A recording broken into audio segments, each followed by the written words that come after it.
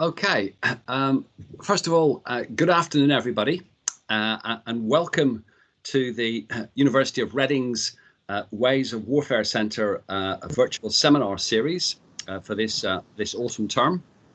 It's a great pleasure to welcome my friend and colleague to give our second presentation of the term, Professor Caroline Kennedy-Pipe. Professor Kennedy-Pipe is Professor of International Security and International Relations at the University of Loughborough. She has a first-class honours degree in history. She got her doctorate from the University of Oxford, and previously she was Professor of War Studies at Warwick University and at Hull University. She was Professor of International Relations at Sheffield. And she has published extensively on the Cold War and the Northern Ireland conflict. During 2019, she was visiting professor at Lille University, and between 2018 and 2019, she was a special advisor to the House of Commons Defence Committee. And in the autumn of 2021, she was visiting fellow at the Danish Institute of Advanced Studies. So we are very lucky to have someone who has an international academic reputation to address us this afternoon. The title of her talk, and she's going to share up some slides, of course, it is Reflections on Afghanistan.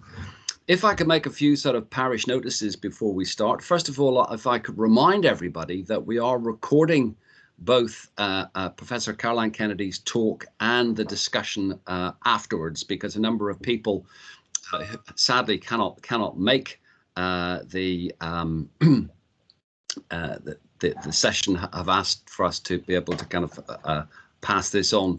In terms of sort of format, we aim to end by 4 o'clock. There will be, obviously, after Professor Caroline Kennedy-Pipe has given her talk, there'll be a Q&A session. Myself, I will chair it. And if people want to ask questions through the chat, my colleague, Michelle Nand,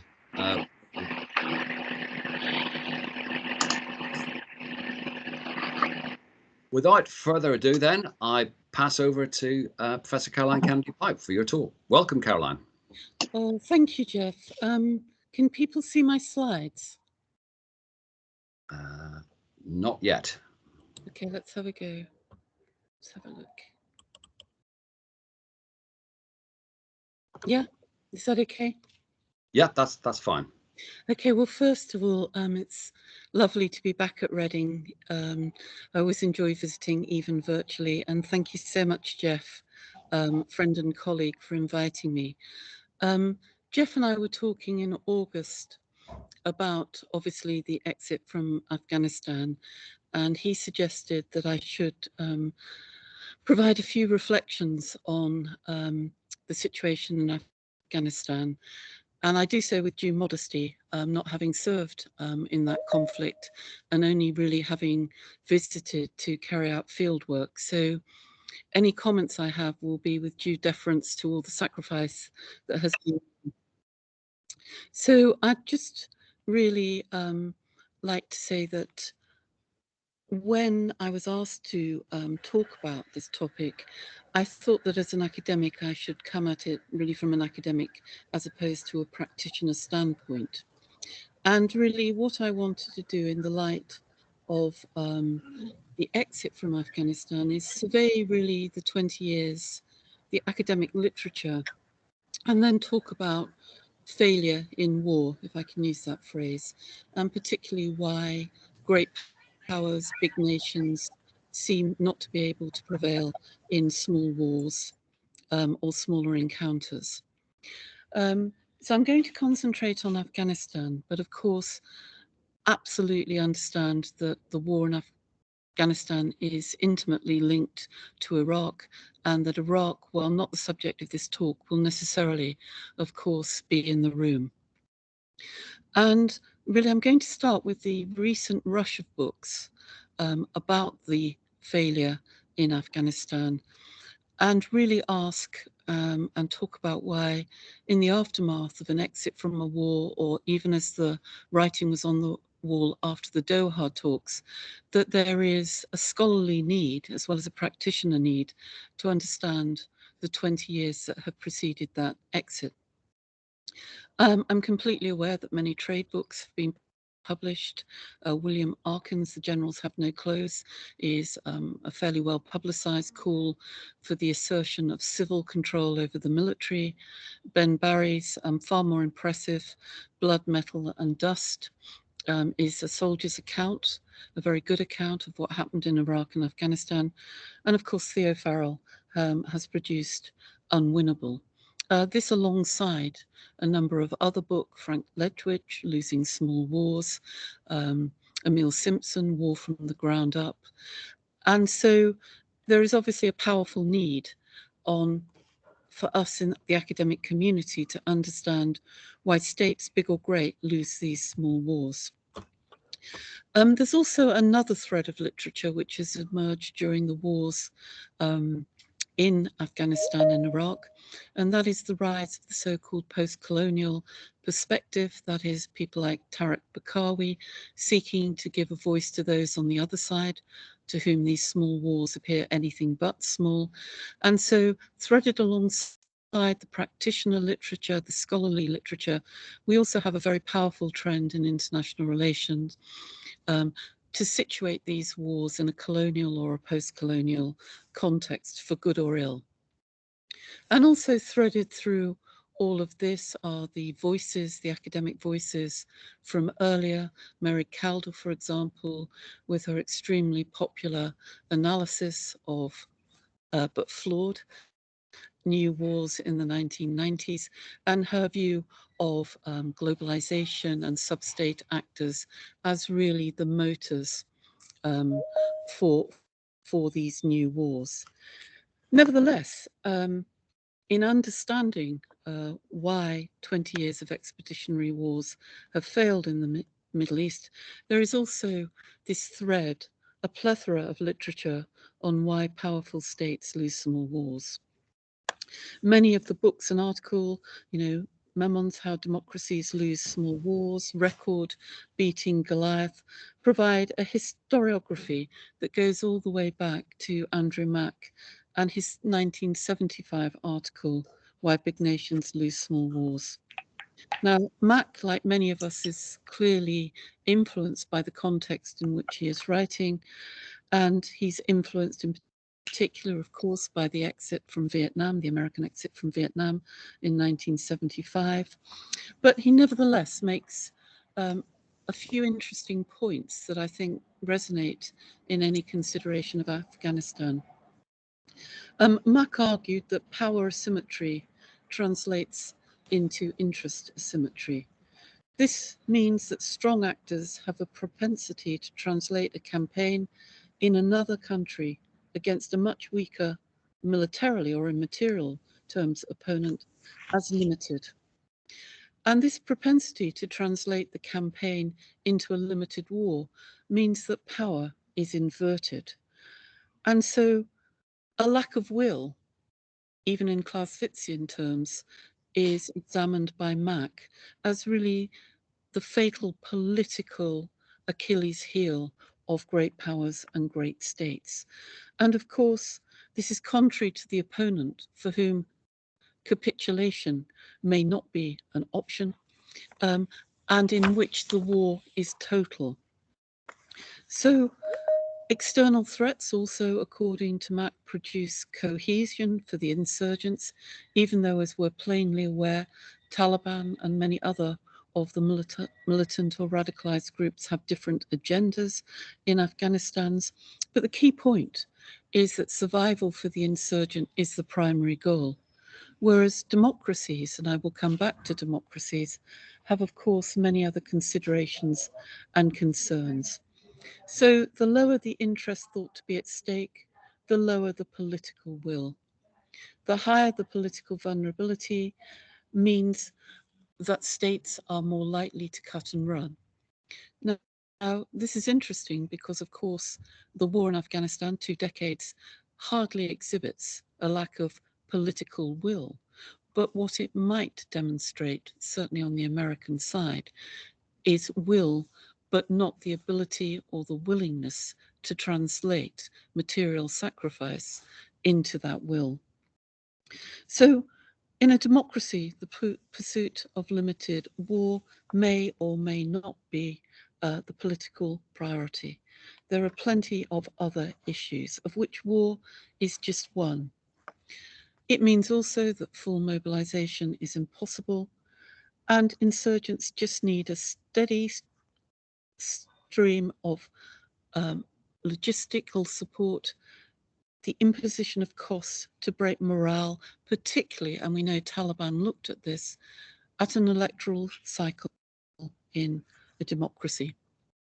Threaded through all of this is the realist preoccupation with wars of choice and not wars of necessity, and Hans Morgenthau, of course, the great realist's objections to the Vietnam War were not just resting on the personal concerns of his son being drafted, but his frustration that that war really was not a core national interest, but really rather a peripheral interest, even though important to the conduct of the Cold War. More intriguingly, I think, as we go through, there is an argument that morality has changed, that the ethical frameworks through which we now conduct wars have undergone something of a transition or an evolution. Mack and those around him writing in the 1970s argued that public opinion usually has little trouble with casualties, and they utilize the example, for example, of the popularity of the strategic bombing campaigns of the Second World War, even though there were very loud voices against civilian casualties, notably Vera Brittain. So I'm not sure that that is true. But I do think that the debate on civilian casualties has become more nuanced, and we have a different set of rules in a limited war for how civilians will be treated.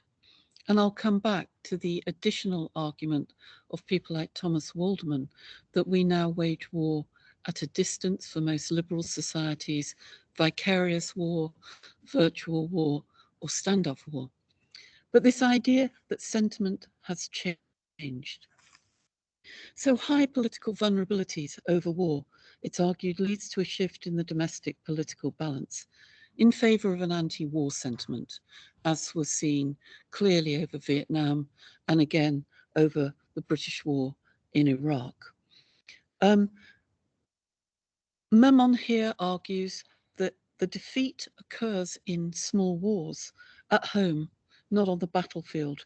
It's the non-material dimensions that make democracies prone to failure, because societies will not put up with the blood and the mayhem of war.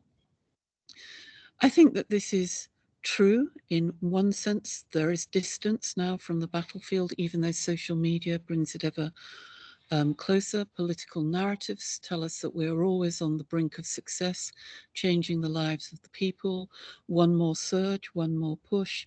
But I think what's happened over the last 10 or 15 years, particularly under President Obama, and it stems, of course, from the revolution in military affairs at a much earlier stage, is the beguilement of the notion of precision.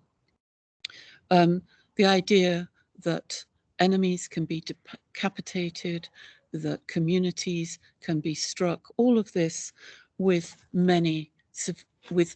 a massive reduction in civilian casualties. So if you forgive the pun, the actual business of civilian casualties has become amplified in modern wars. This too with the rise of NGO concern, UN reports, but also I think it's argued the preoccupation with doing war in a precise and clean way, if such a thing was possible. And of course, I'm in a Reading seminar, so I must raise, of course, the late, great Colin Gray, who, in and around the time that the war in Iraq had gone badly wrong and the war in Afghanistan was failing, wrote a searing and scathing, insightful foreword to a book on Western failure in those wars. And he warned that part of the problem is that we were forgetting the sheer nastiness of war, the sheer brutality, and that in our attempts to sanitize war, we had become squeamish about violence. And he raised in and around 2010 and 2011, as there was a crisis in the academic literature about the business of COIN, he asked whether COIN always had to be engaged with overwhelming violence, pointing out, as others had done, that actually, even if brutality is required and can be effective, so too in military terms and political terms can self-discipline, conciliation, and patience. Again, Raymond Aron argued, guerrilla fighters win the war as long as they do not lose it, and any insurgency should actually be about effective governance structures. Nevertheless, this interplay of the relationship between state and society in democracies caught up in small wars is important, because there has no doubt been an increasing questioning of war and foreign policy by an assured and well-educated middle class. Here again, the idea of the French defeat in Algeria being, at least in part, or the withdrawal, inspired by the campaigning the likes of a Camus, those who abhor the business of war, is an important one. But I think, really, we also need to return to Clausewitz to say, whilst, as Colin argued, we shouldn't forget the brutality, the nastiness of war, and war is the imposition of political will on the other side through military means. The problem, I think, with the 9/11 wars and all that was spawned afterwards is passion. And note again the growth of emotion studies and international relations, those scholars who seek to understand war and conflict and peace through the psychology of emotion. That is an important and growing strand in the study of international relations. But the problem with 9/11 and the passions aroused by the assault on the US homeland is that those were going to be extremely difficult to ever quell. Now, the 9/11 wars, Jeff has heard me talk about this endlessly, of course, did not come out of nowhere. And I think there was not just the shock of the attack, but a recognition that although the West had, inverted commas, won the Cold War, that there were disturbing legacies from the pivot of 1979, the power, the theocracy of religious sentiment as established in Iran, and the Soviet war in Afghanistan itself. And so the 9/11 wars, Osama bin Laden's attack on the US homeland, can be seen as emanating out of policy choices made in 1979 and after. Jimmy Carter's failure to envisage, to understand what had actually happened in Iran in 1979, the triumph of religious sentiment, something that we had ignored throughout the Cold War, the fatal inability to rescue the 50-odd American hostages seized from the US embassy, and then, of course, in December 1979, December the 27th, the Soviet intervention into Afghanistan for a variety of reasons, but some of which at least had to do with the Iranian Revolution, the argument that Iranian radicals were meddling in Afghanistan, in Herat, but also across the border in Soviet Central Asia, and that decision, which Gorbachev would later call the opening of the Afghan bleeding wound, to deploy over 50,000 Soviet troops initially, to remove the dictator Amin, and to fight a war which was unexpected with the Mujahideen. And in all of that, of course, the CIA meddling through Operation Cyclone, the activities of the Pakistani ISI, and of course the bankrolling of one Osama bin Laden in the campaign against the Soviet Union led not just to Soviet withdrawal under Mikhail Gorbachev and the Geneva records, but also led to Osama bin Laden's calculation that having defeated one superpower in Afghanistan, having been cut loose by the Americans, disavowed by his home country of Saudi Arabia, that he could take the fight to another superpower.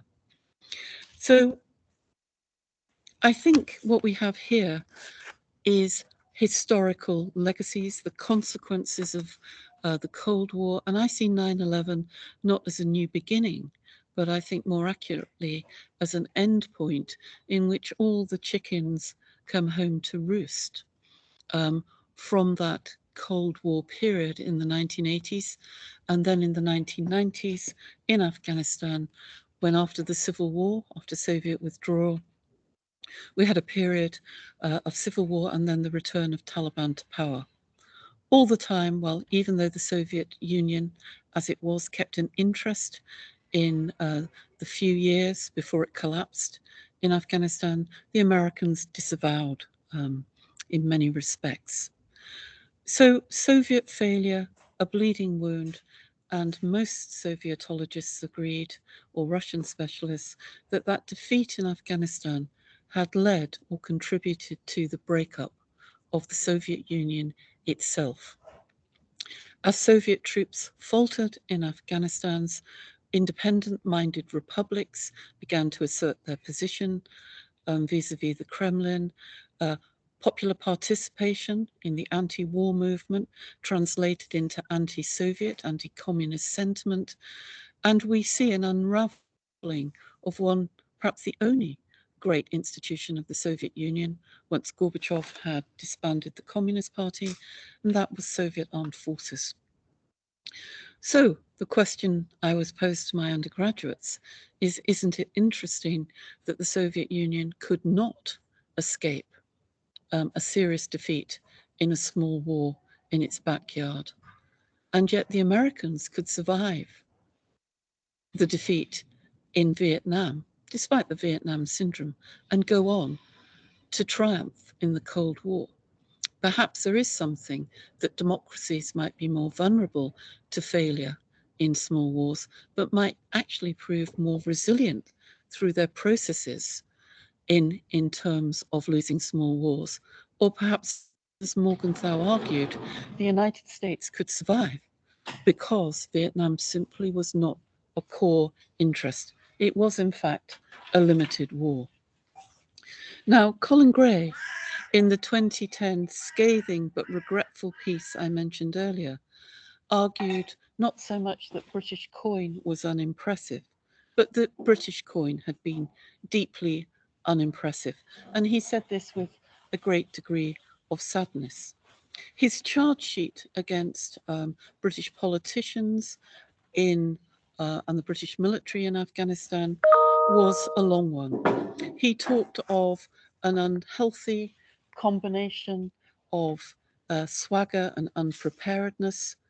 He talked of Britain being proud to punch above its weight, especially as an ally of the United States. And he talked of a Britain that was overconfident in its ability to muddle through and behave in an adaptive fashion, even when British assets were short and the political will was missing. Colin Gray argued that British foreign policy had not adjusted itself to its reduced circumstances, and he argued that there was no grand strategy amongst the people at the top, an allegation that would be repeated again by Hugh Strawn and others around him. But for Colin Gray, one of the most deadly sins of all was the failure to communicate the commitment to the intervention and the lack of a viable political strategy. What was the political viability and the intended consequences of the violence we intended to perpetrate? And Colin Gray raised the question of whether the British had found it difficult to play a subordinate role in a coalition or in the alliance. And so Colin Gray argues that there's a problem with the British attitude to small wars prior to the intervention in Afghanistan, in Iraq, but that it's starkly exposed in and around Basra.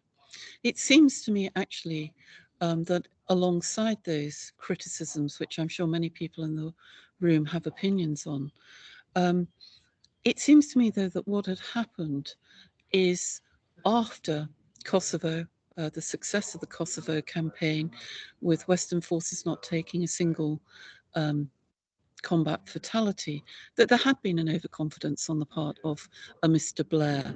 An overconfidence not just in the triumph of technology and a very different war in Kosovo, but in that ability to manipulate, to manage the Americans, to somehow, as Blair makes clear in his memoirs, to get our way.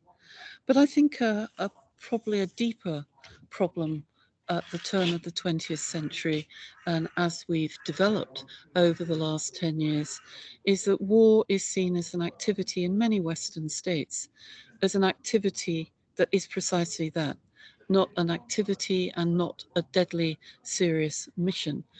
And equally, it is seen as an activity that can be subcontracted to the military, because political leaders, put simply, let's think of Gordon Brown, who anyway had a fractious relationship with the military because of his defense cuts. But it seems that we do not want negative domestic impacts for our politicians, or our politicians don't, and that we are shy and coy really about the massive effort that it takes to rebuild a state, a peoples, to impose democracy, even if it's not wanted. And I think there that although nation building is denied after by many politicians, it's still at the core. For the Americans, of course, it's about hunting down and destroying Al-Qaeda. That is the primary thrust of their campaign in Afghanistan.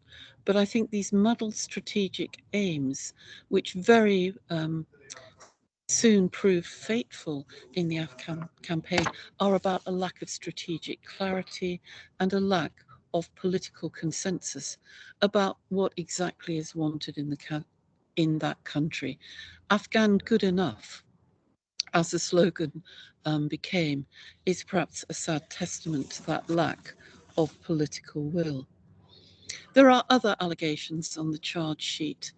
Ben Barry, in his summing up, argues that there's a problem with the British military of wanting to do more with less, but always wanting to do more to be included, to really punch above their weight.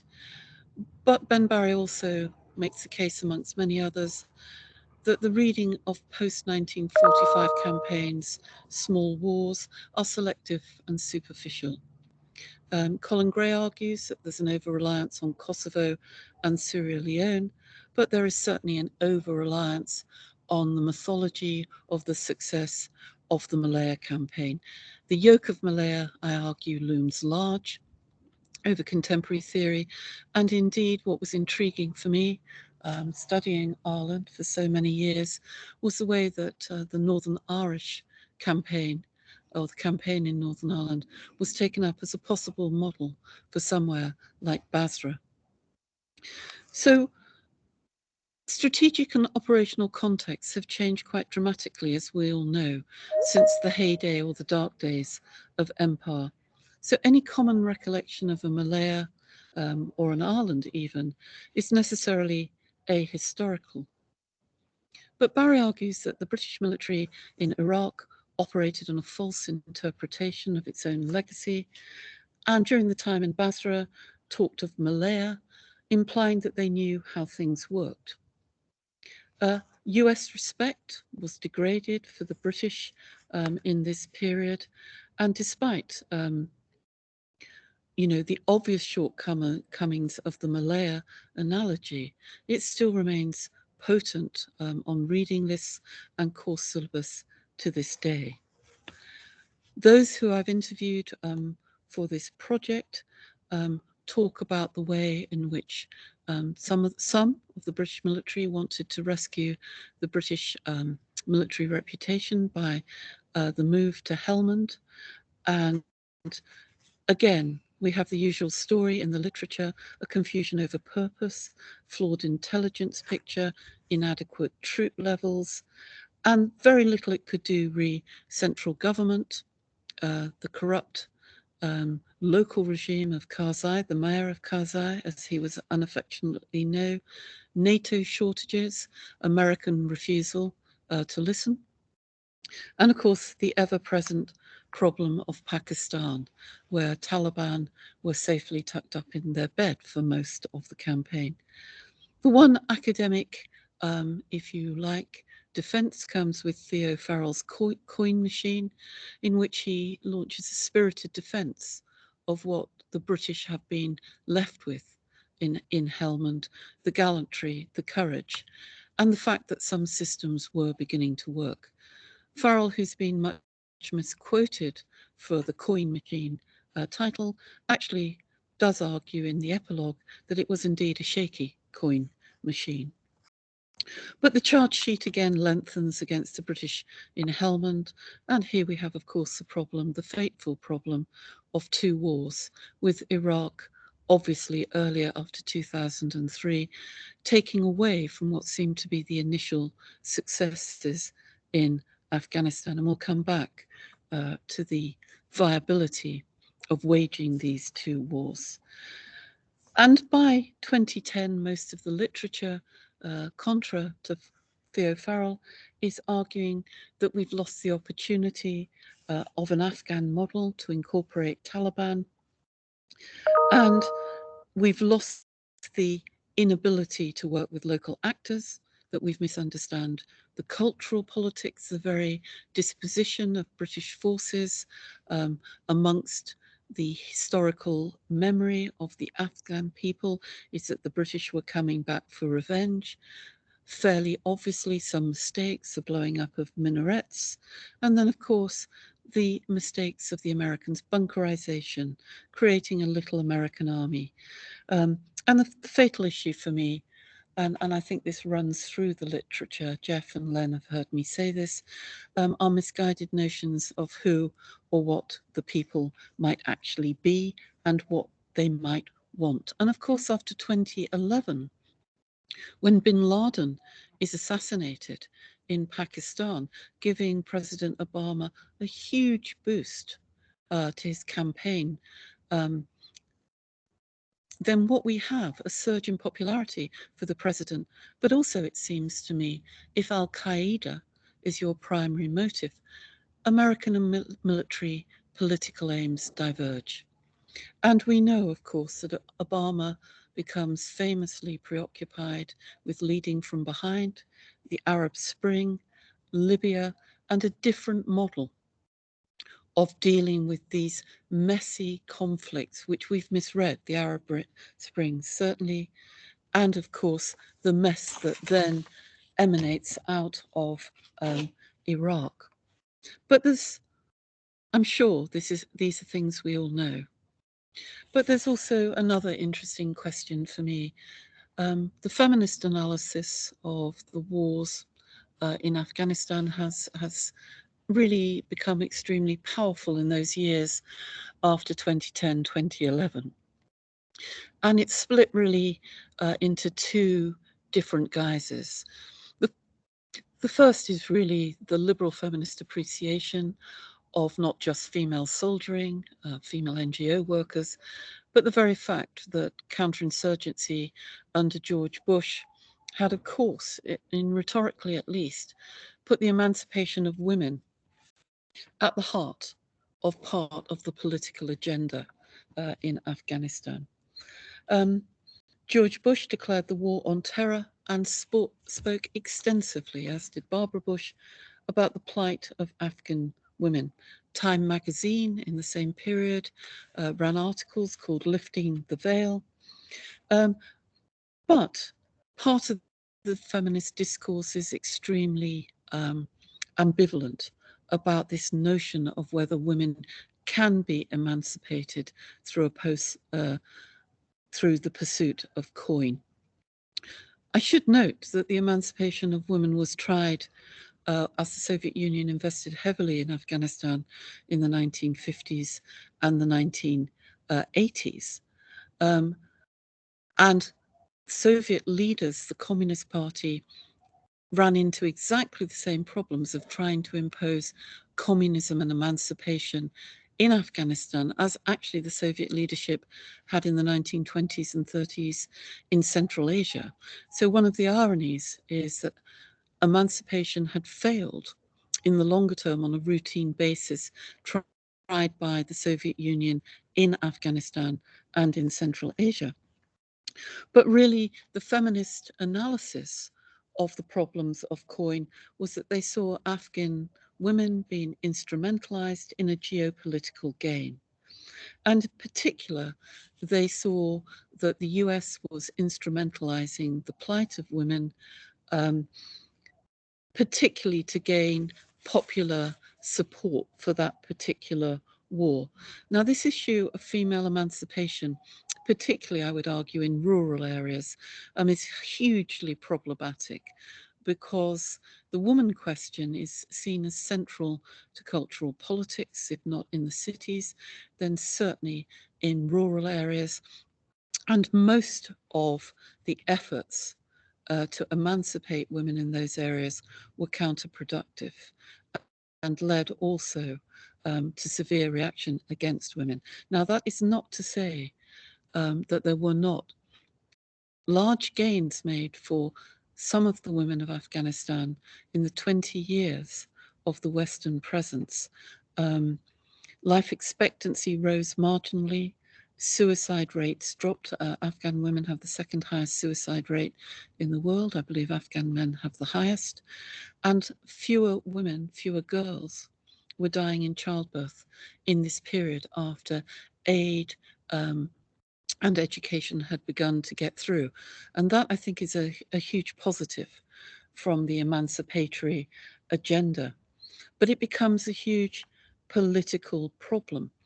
And certainly under the Obama administration, while a few like Richard Holbrooke and Barnett Rubin wanted to push for talks with Taliban,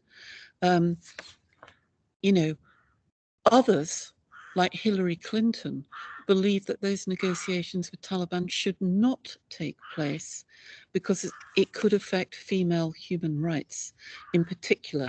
And Hillary, of course, Clinton, women were her big constituency in her run for power.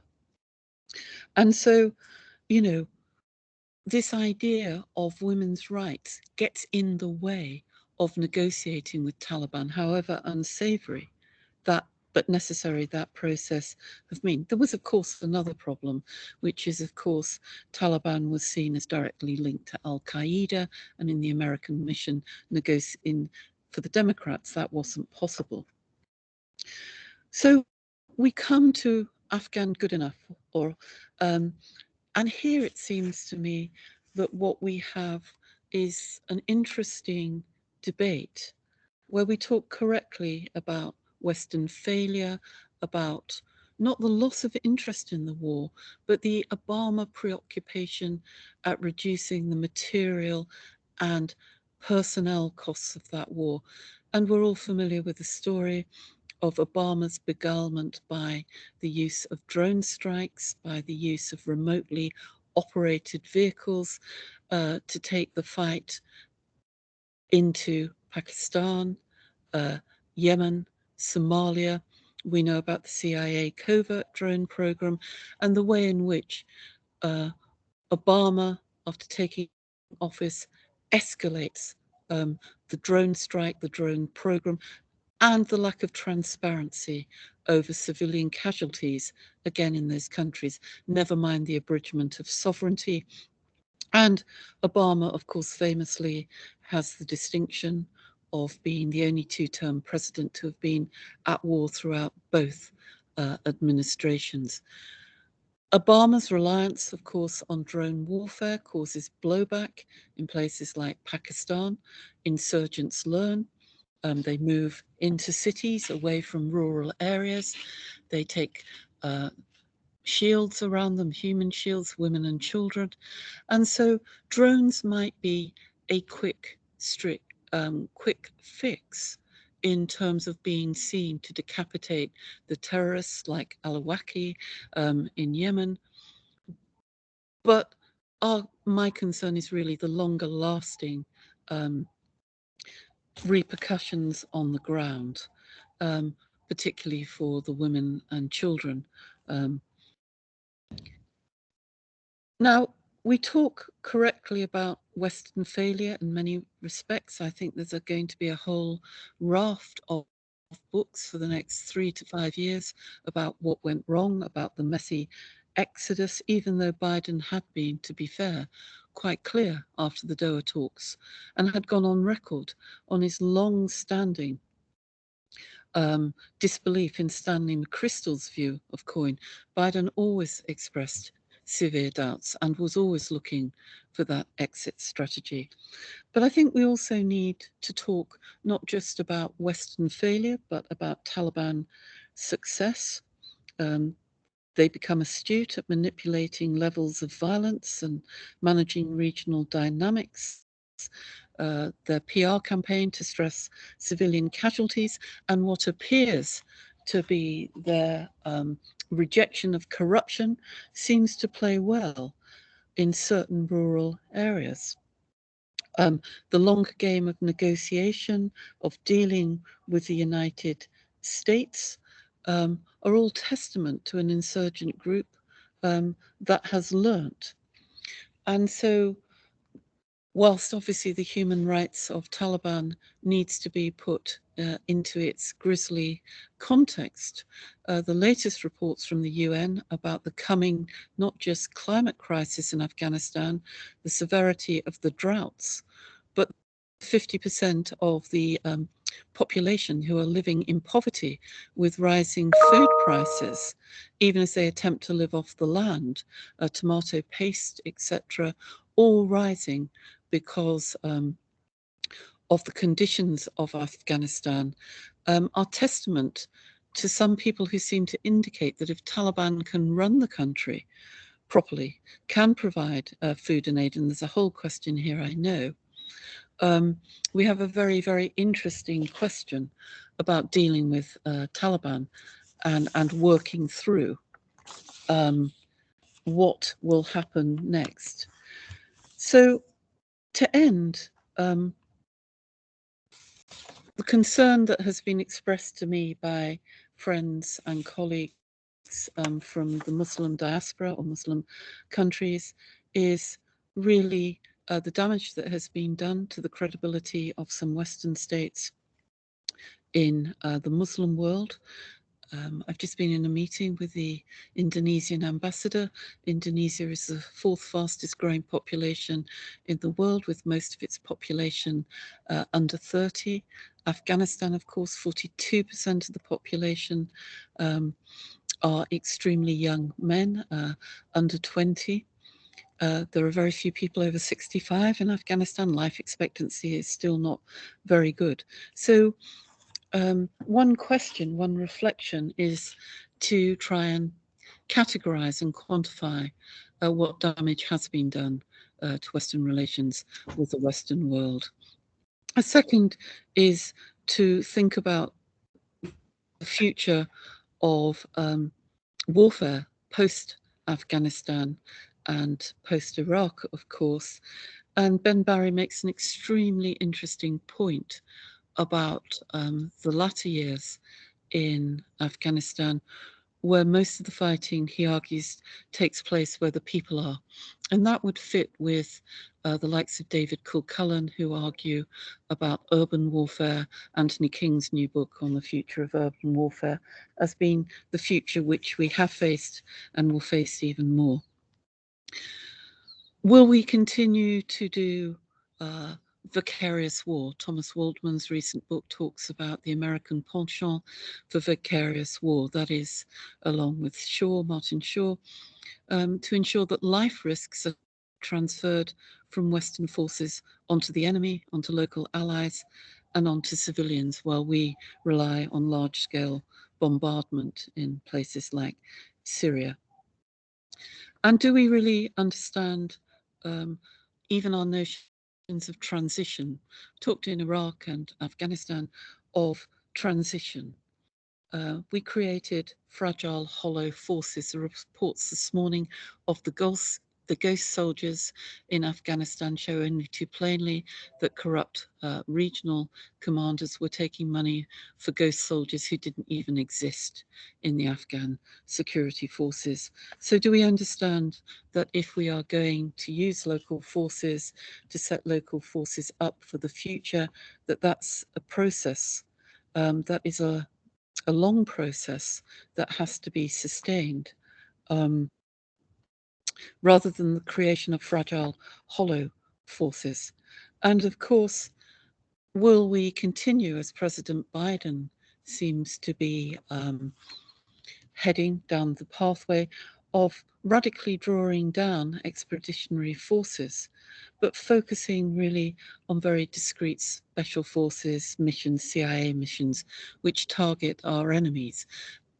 In short, are we more realistic about the limits of military and political power for democracies to impose their will in places like Afghanistan?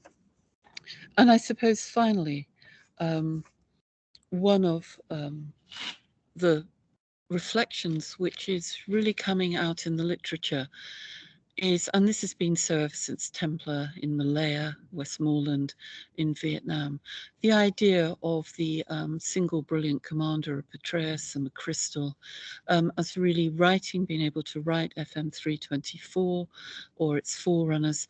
And do we need to have a more institutionalist view of the operation of strategy going forward?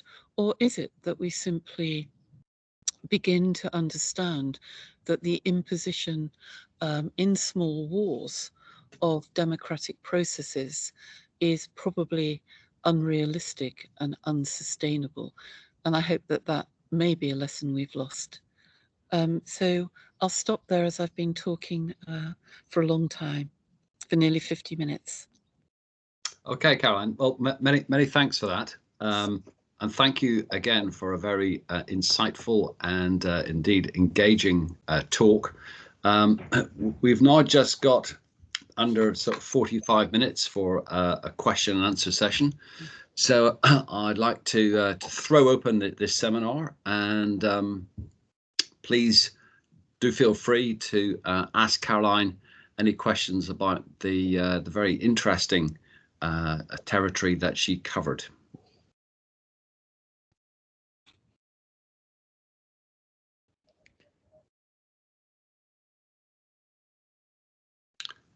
Can I also say that those people that want to ask a question through the chat, then Michelle will feed those questions through.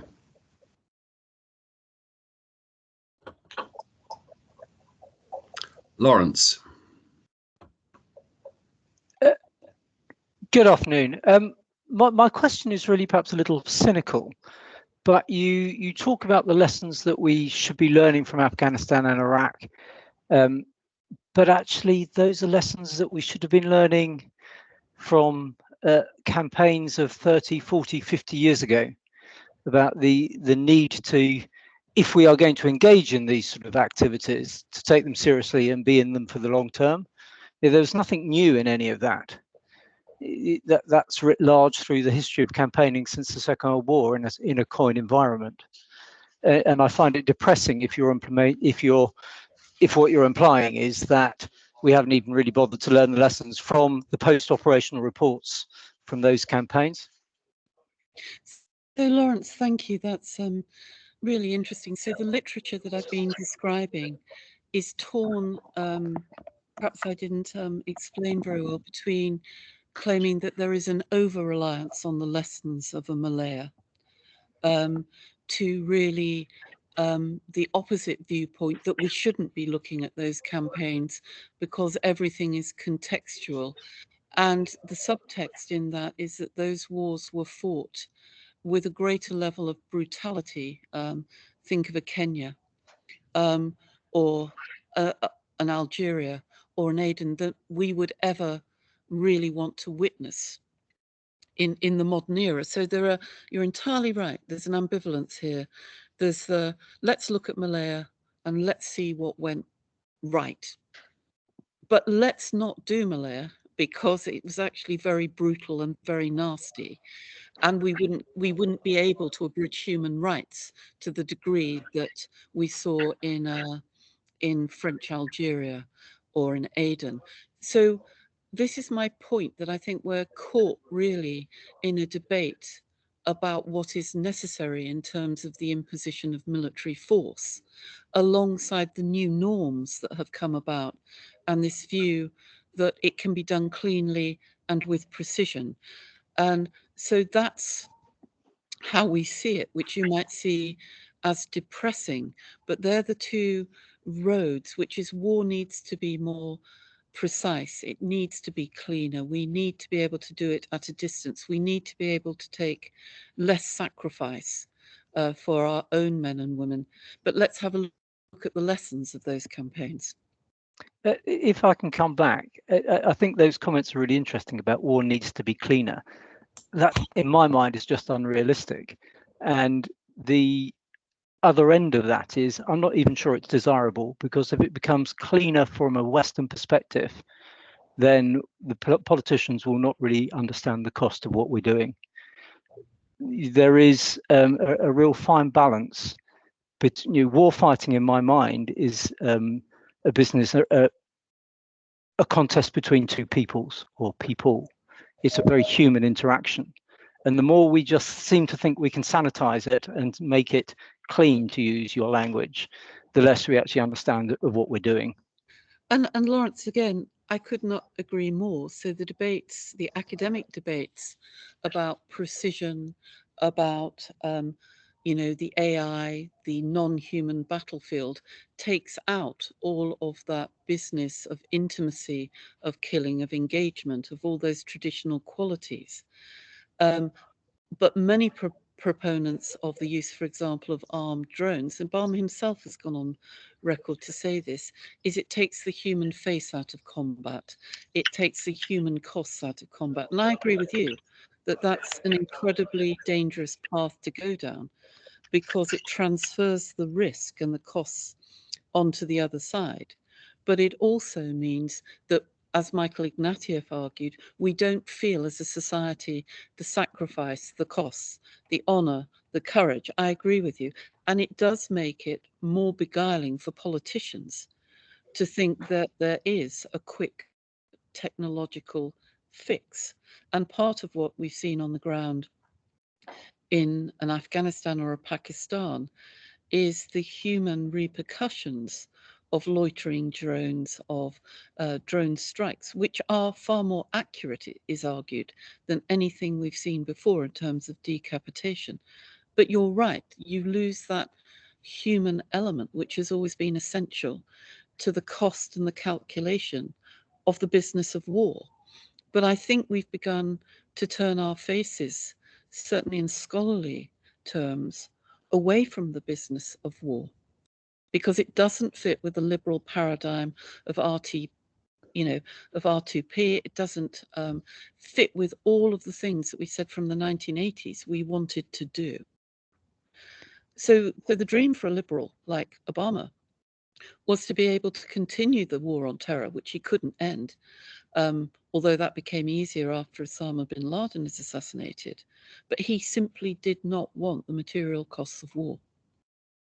And thereby hangs the unreality of the political situation. I think that is what I was trying to say. Forgive me if I was clumsy. That's where I think the politicians have made war an activity, as opposed to the business of war, as I call it. And I think once it becomes an activity, the politicians find it much easier to downgrade it, because if you're in the business of war, you and I both know the state has to be absolutely engaged in that business. Whereas if you make it an activity, I think the politicians quite literally can put distance between themselves and that, and what I would call the business. Thank you very much. That's great. Okay. See another. Sorry. Thank you, Lawrence. I see another hand up there. Yeah, I want to ask a question. I wondered that what do you think China foreign minister who have met Taliban leader? What do you think? So I think that what has happened already is that there are any number of interested parties in Afghanistan. My reading of China is that it will use its economic and diplomatic wherewithal, as it has in other parts of the globe, to try. It's already in China, mining, looking at the resources. China will want Afghanistan to be stable. China will want it to be a place where it can exert influence. So China will have a vested interest in that opening up and stability or stabilization of Afghanistan. India is extremely interesting. I think if it hasn't already, it will shortly be opening its embassy. Note the talks this morning.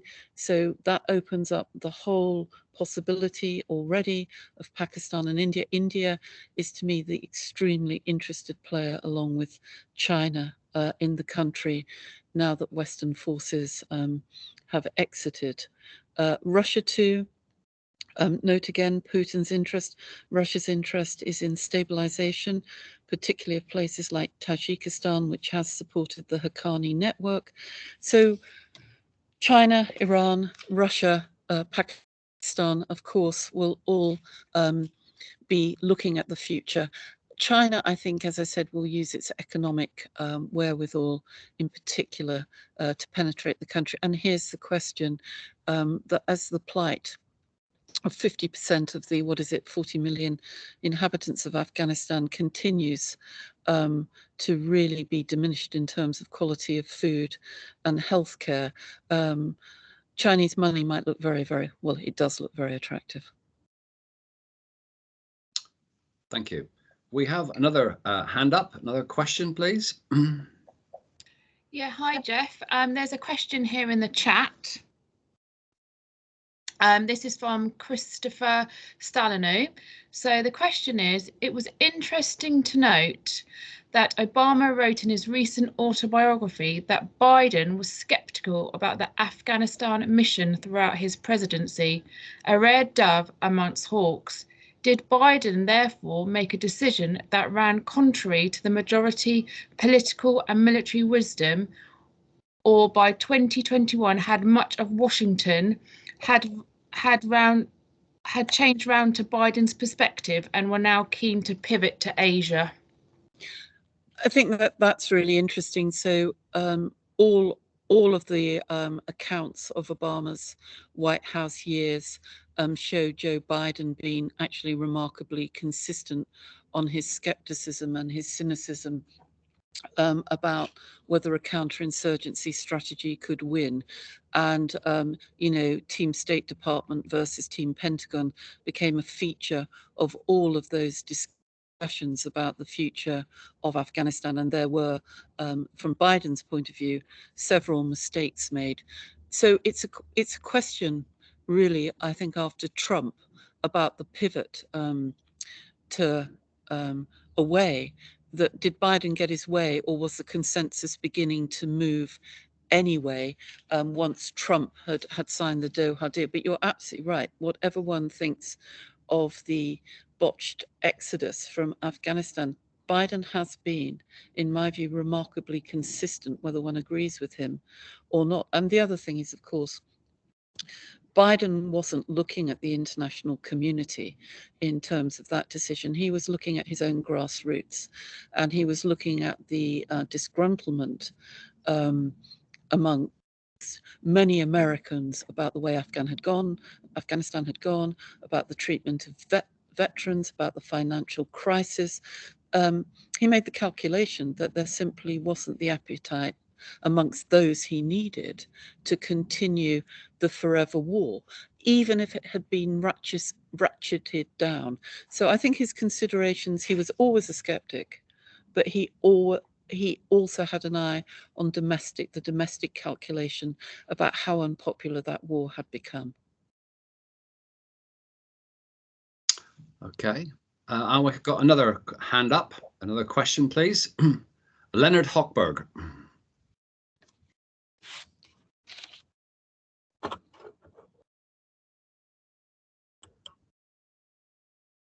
Len, can you ask your question?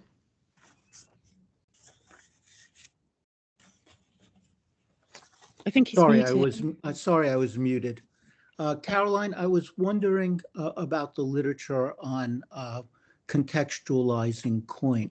Do any of the authors who make that suggestion ask the question, or hopefully even answer the question, of what our adversaries, enemies in Afghanistan and perhaps even in Iraq would have thought would constitute defeat in their culture and according to their understanding? Did any of them mention anything with regard to the sowing of instability and chaos, that is fitna, as a sign of defeat and disaster? So Len, are you saying, did we understand our enemies and did we understand the political culture? Yes. So the short answer would be no. But I think what's interesting for me is just how quickly people tried to put in train understanding. I mean, enormous efforts were made at tactical level and by commanders to engage with local populations. We all know this. It was visible on the British side, I think, in particular, and goes back to Lawrence's point that there is a history of getting to know and understand local cultures. But I think, and I would say this, wouldn't I? I think the Americanization of the war, I think the bunkerization, the vicarious war, the distance, that doesn't enable one to move amongst the people. And I think certainly if you look at the way in which numbers were decreased under Obama, it's very, very difficult to have a strategy when you simply don't have enough troops on the ground.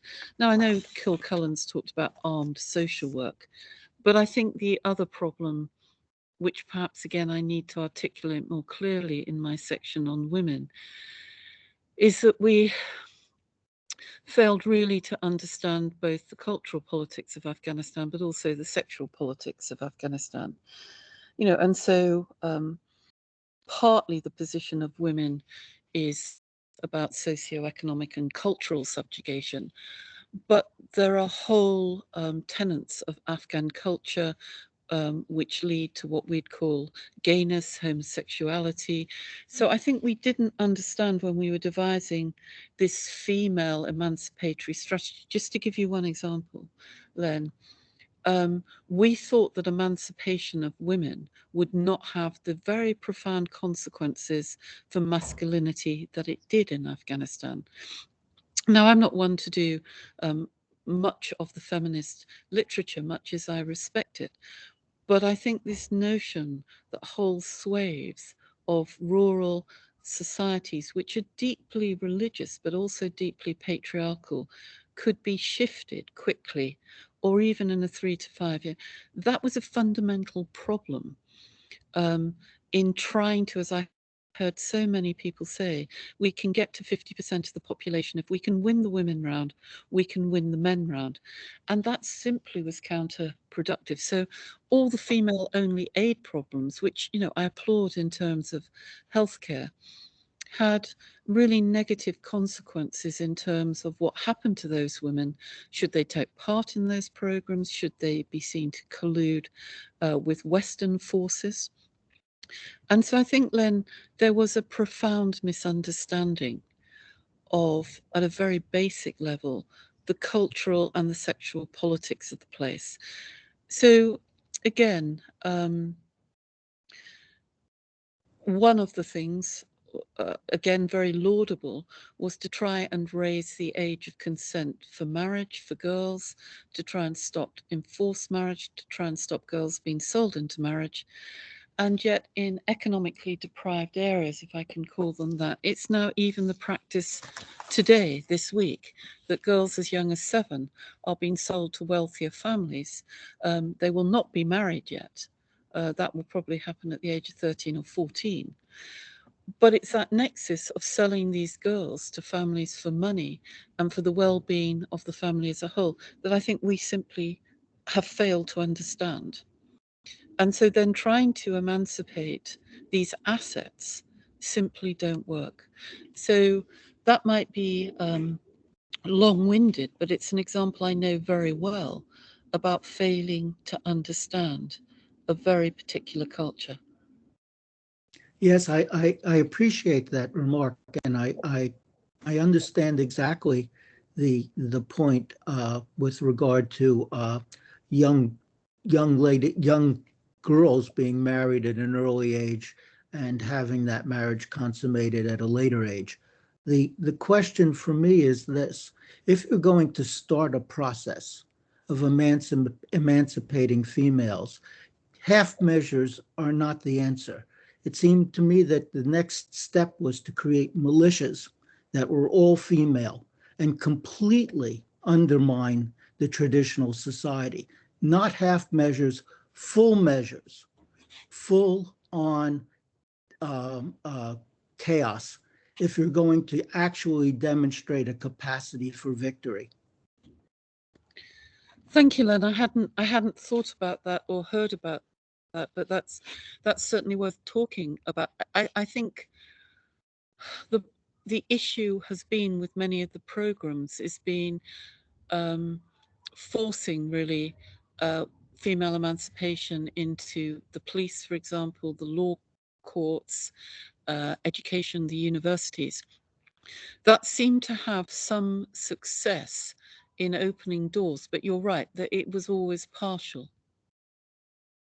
But I think Western politicians would not have had the stomach for your kind of idea. I think that idea really would have faltered on somebody's desk in Whitehall or the State Department. I don't know, Len. What do you? I mean, you've taken me by surprise with that remark. Okay, have we got any other questions?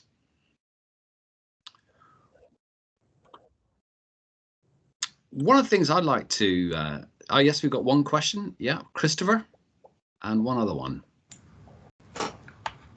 Sorry, I just thought I'd be a little bit cheeky and coming with one more question. But Caroline, I'd be really interested to get your opinion on this one. But where do you stand on the body of thought, which was perhaps best voiced by Rory Stewart, that the issue was that in Afghanistan, the US and its allies have gone from dramatic overcommitment to, at the end, complete withdrawal. But in the final few years of Afghanistan, the US and its allies had quite a low commitment. I think, there hadn't been a US casualty death before the Kabul airport bombing in about 18 months. And actually that, if you want slight commitment, was keeping about half the country, maybe more, away from and out of Taliban hands. And actually that was a success.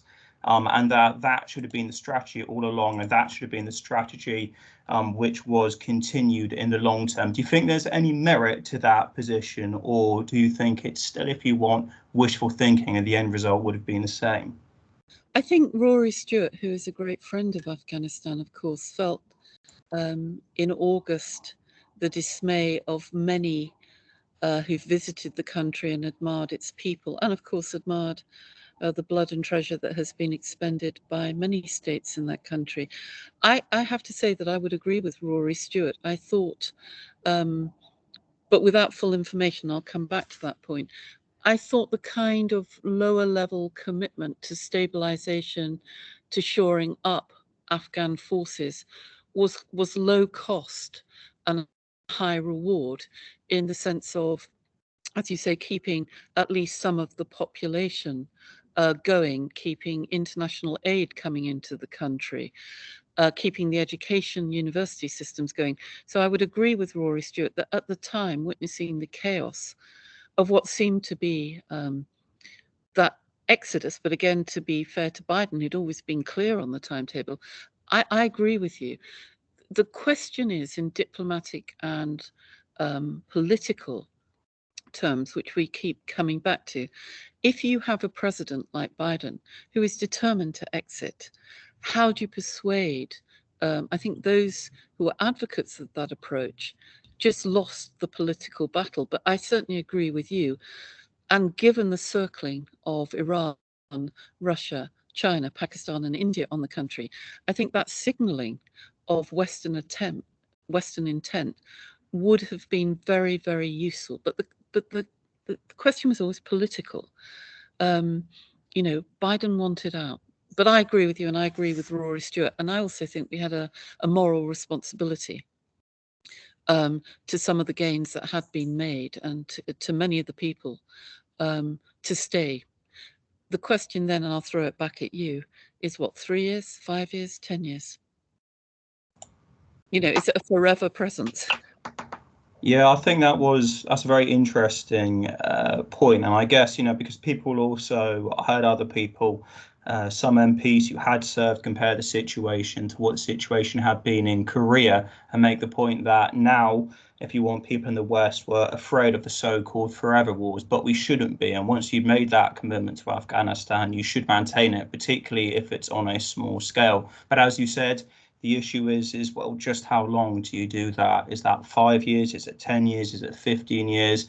And ultimately, given, if you want, the huge amount of sacrifice and the emotive impact which Afghanistan had upon both the US and Britain, perhaps the truth is that wasn't going to be politically able for any president to maintain. I mean, both Biden and Trump had committed themselves in their campaigns to the Afghanistan withdrawal, and perhaps that was in the end just the tragic reality.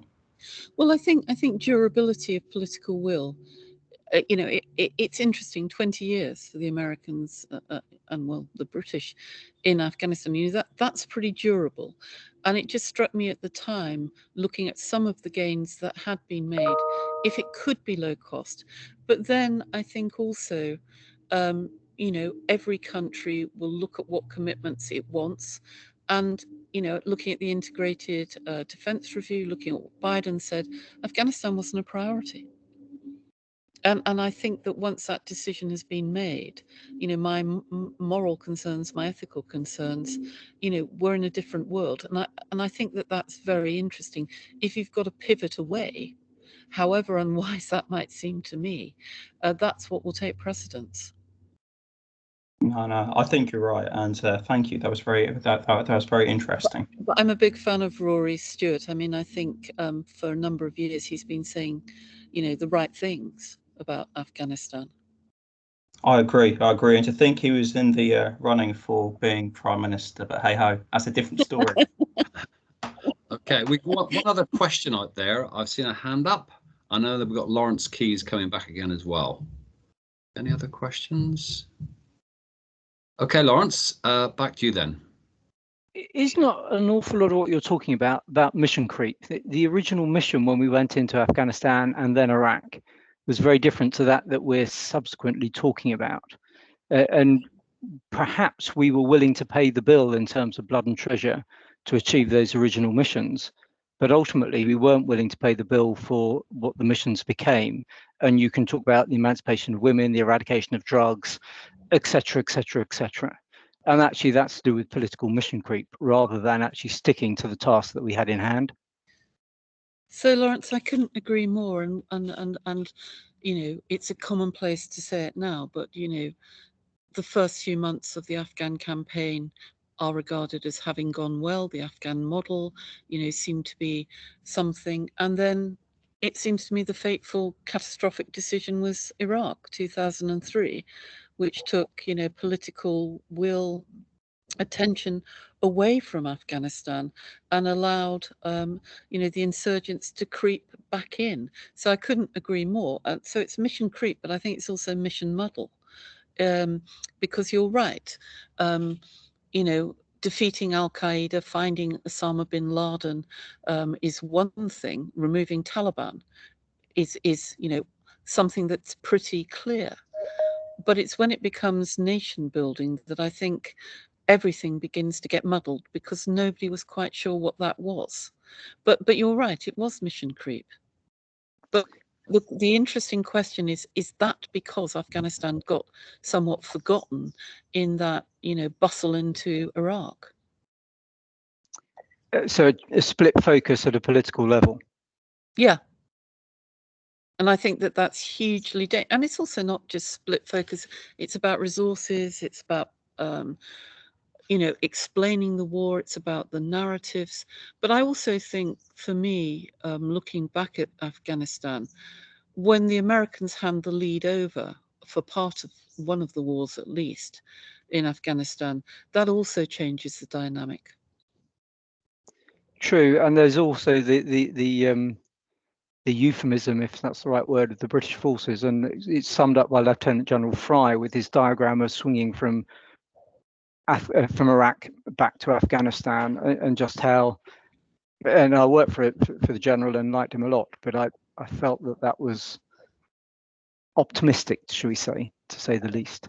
Well, you'll know far better than I, Lawrence. I mean, one of the things that I've been hearing in my interviews is that the British became increasingly frustrated at not being listened to. The British military, either by the powers that be in the UK or, in America. So one of my feelings I've had kind of off the record is an overwhelming feeling that the British, loyal, hardworking, courageous, taking the sacrifices, it's almost like it's not our war. I don't know whether you'd agree with that, but it was certainly from the British public. It was somebody else's business. Yeah, not ours. Yeah. Okay. Any other? I see another hand up there. Have we got another question?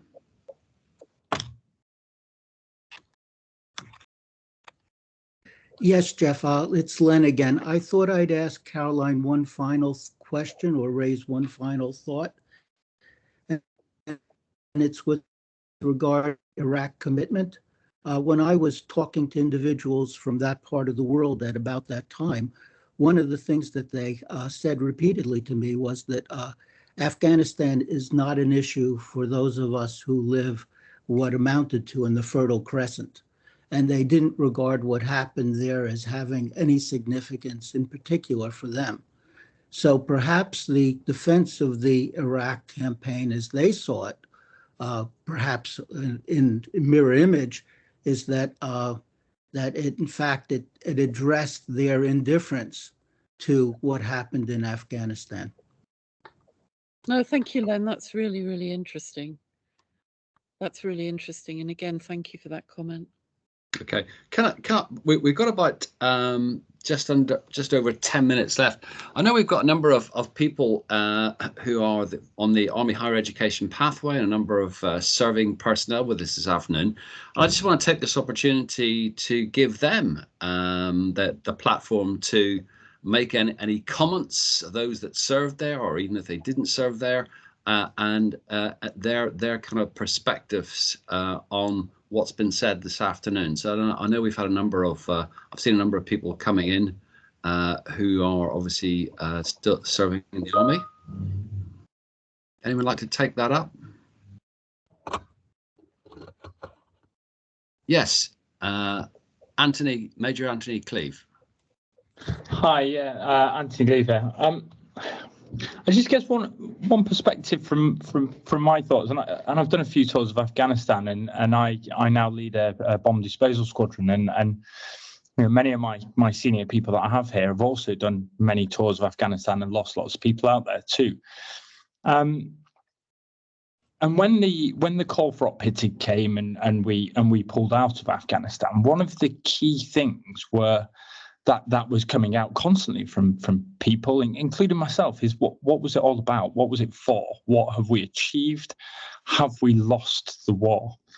And I really think the way I view it in my own mind, the way I sell it to myself, and the way I've sort of had discussions with my soldiers is I don't think we did lose the war per se. I think as a military, as an entity that went out to fight the war we were given and tasked to fight, I think, you know, there were many small battles turned to big battles that we won, and we can stand very proud of the work we've done out there, and stand very tall as a military that we've done our professional best. And you know, there are lots of people that are doing great things in Afghanistan today, hold fast what it's turning into, because of the time, blood, sweat, tears, treasure that we put into it. I think the real question is, you know, I guess my parting gift to them was, you know, I think the military won the war. I think, you know, whether politics have lost their war is the real question to be answered, that will really come out in the wash. And I think that's kind of the solace that we took away from it. Caroline, have you any reaction to that? Come on. Yeah, no, I think just with the greatest respect, I think that in the literature there has been, you know, the idea of a better war within a very bad political war, in the sense that certainly what I've seen is that without the presence of Western forces, if I can put it that, there would not have been some 20 years of education, some 20 years of a much fairer, and I'm not just going to say for women, but also for some men, for ordinary folk, that 20 years. And remember, a generation has been born there who don't know Taliban. There is, and there were signs of civil society. There were signs, I don't need you to tell me, you know, of normal society. So in that sense, of course, it was worth it. And I think it was worth it not just because of the improvements and the gains that were made, but because I think what has come out, whatever one thinks of Taliban, is there has been, and it will be up to very skilled diplomats to make this happen. You know, there has been some modification, there has been some signs, I wouldn't call them Taliban light, but that they have adjusted their behavior, and the sophistication of their you know, discussions and negotiations show that they're far more attuned to the international system. You know, it's very difficult, but I wouldn't say for a moment that anybody that fought there can, I think we can be in despair with the politicians, but that's probably just the way we are. But I think there can be an awful lot of solace taken from making some communities much safer. And if anything, I think that's what I say to my friends who've served or who've worked there with NGOs. You know, it wasn't for nothing, because for that 20 years the country saw a different future. And it doesn't mean also, even though we're in the liberal hand-wringing mood, that Taliban will be in power forever. Things have changed in Afghanistan. Taliban are fragile, and so let's hope that there will be, if you like, more progress made in the negotiations. I think the West should start supplying aid. I think that would benefit the people of Afghanistan, and so I would agree with you. I think that there is a better war, if we can call it that. And also losing a war, perhaps that's the, and I will think very carefully about what you've said. Losing a war politically is not the same. We know that as some military success, some of the skills gained, some of the courage shown. I think my problem is how to translate all of those positives into something that is persuasive for people. But thank you. I mean, I couldn't agree more. Okay, I see another hand up there. One more. Have we got another couple of questions?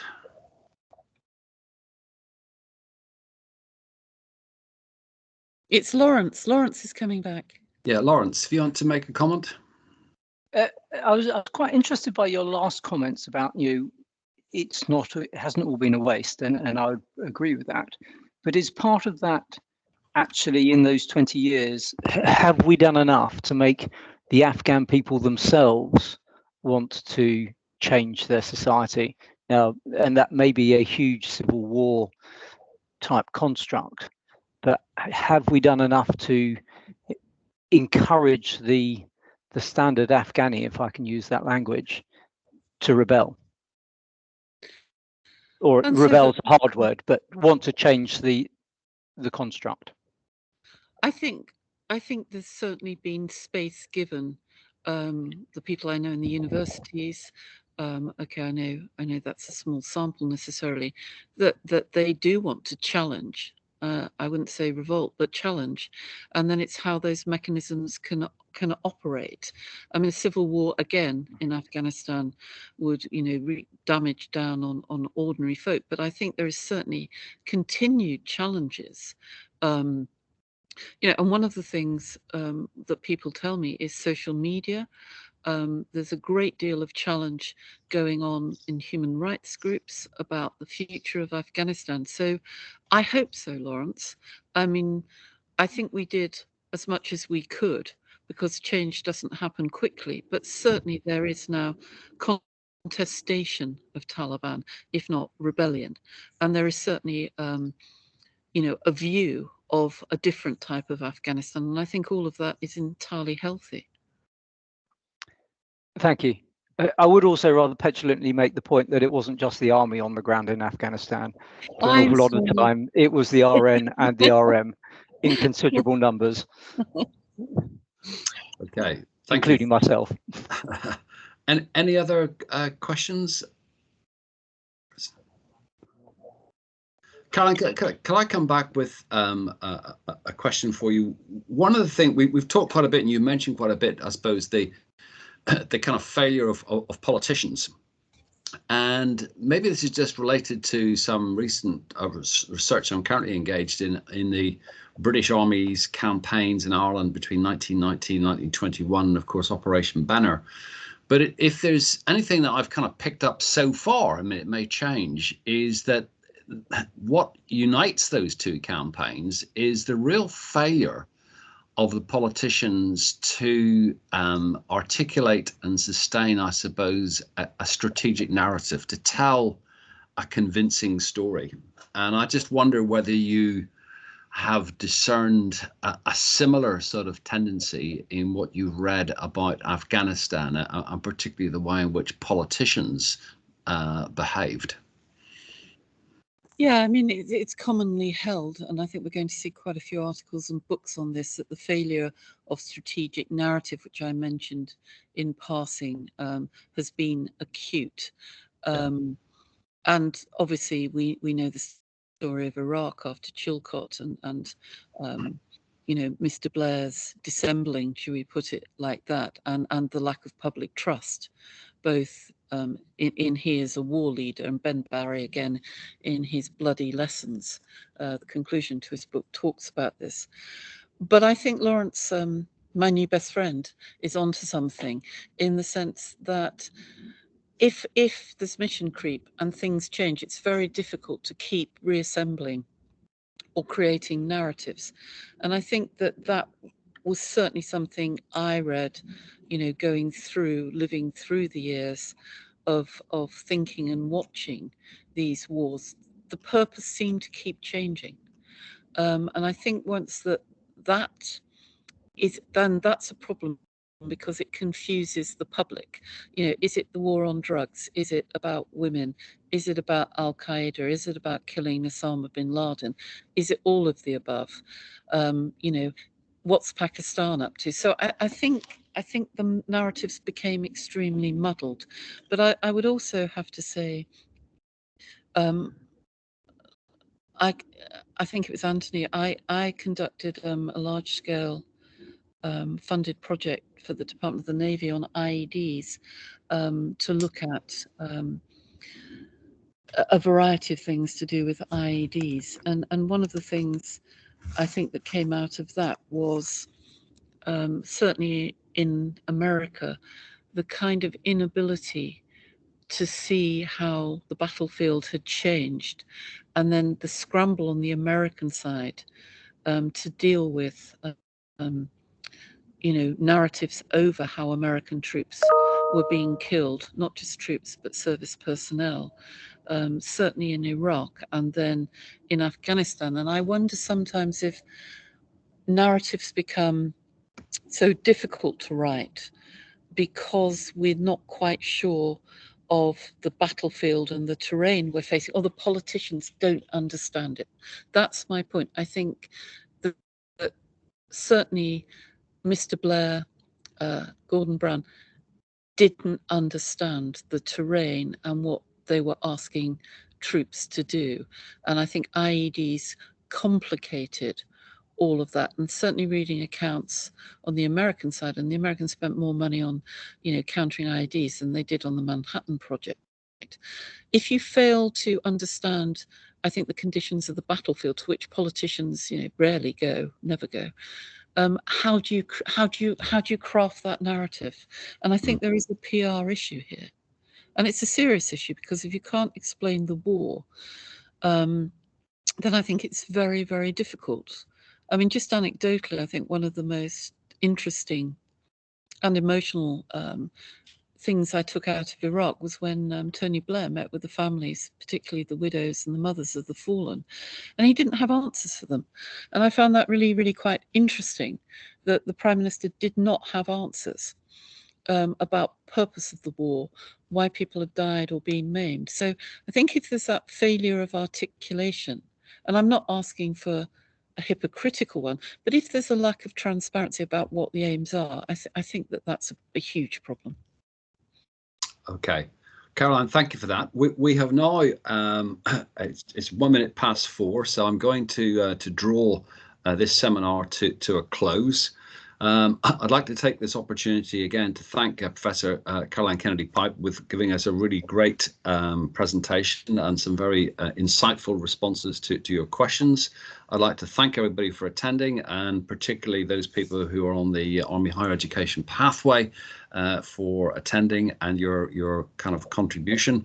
Can I just remind everybody that we have the last virtual seminar for this term on the 1st of December, when we will have Lieutenant Colonel Philip O'Callaghan, Royal Marines, and he'll be talking about, again, interesting sort of follow-on, I suppose, about Somalia, and he was the former military advisor to the Somali Prime Minister and Chief of Future Operations in the Military Coordination Group in Somalia. So in many respects, the next session will be perhaps more of a kind of a witness seminar, as opposed to the academic presentation that we've had today. But again, I think that's part of the contrast that we're trying to achieve with these series.